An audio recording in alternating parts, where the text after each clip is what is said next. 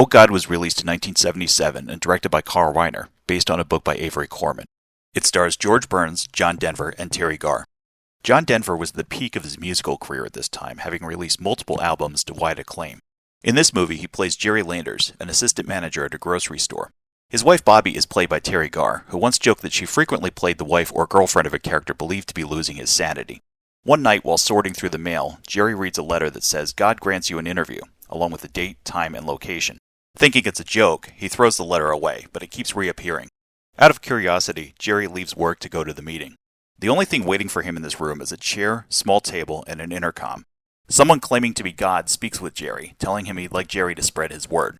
Jerry, a non-believer, is still convinced it's a joke, but God continues to speak with him, soon taking human form to become more relatable. I should also point out that only Jerry can see or hear God, kind of like the Great Gazoo on the Flintstones, and this leads to some funny moments in the movie.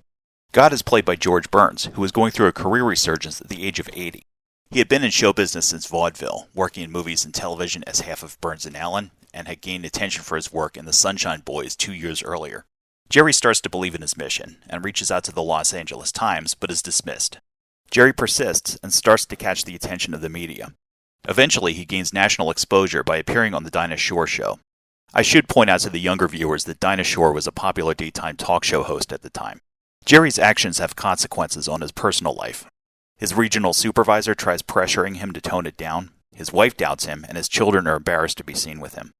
He even comes home one day to find a throng of religious fanatics waiting for him in his front yard. Jerry's message reaches a group of theologists, including Reverend Williams, played by Paul Sorvino, who want to verify his authenticity. They sequester him in a hotel room with a list of questions, written in Aramaic, for God to answer. God meets with Jerry and answers each one, instructing Jerry to deliver them to Reverend Williams, and to call Williams out for being a phony. Jerry does just that, and finds himself on trial for slander. At the trial, Jerry calls his only witness, God himself. No one appears, but Jerry states that he was trying to make a point. Didn't everyone have some shred of expectation that God would appear? After a few moments, God does appear before the court. You swear to tell the truth, the whole truth, and nothing but the truth? So help me. The judge and prosecution have their doubts, so God performs a few miracles to convince them of his authenticity. He tells the court that with a little faith, humanity can change the world for the better. He then leaves the room. A recess is called, and all physical evidence of God's appearance has vanished. Jerry explains that everyone needs to rely on their own faith to determine if what they experienced was real. I won't give away the ending, but God and Jerry meet one last time. God is satisfied with Jerry's work, saying the word of encouragement is out, so they'll just wait and see how things go.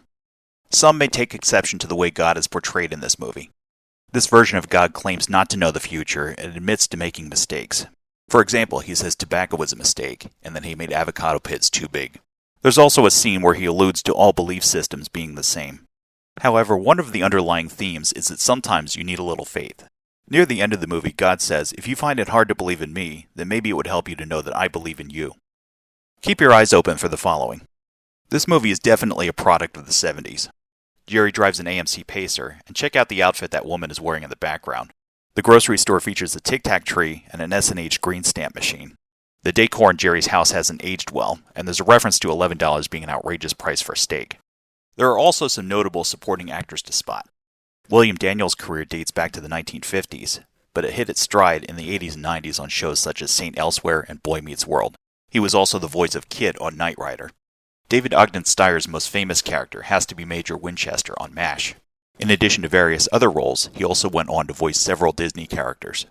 Donald Pleasance appeared in The Great Escape, You Only Live Twice, Escape from New York, and played Dr. Loomis in the Halloween series.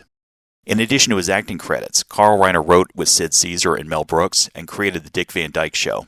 He also directed several Steve Martin movies. If you look closely at the court stenographer, you may notice he is played by Murphy Dunn, keyboard player for the Blues Brothers. So is the movie any good? This is a feel-good story that still works for the most part.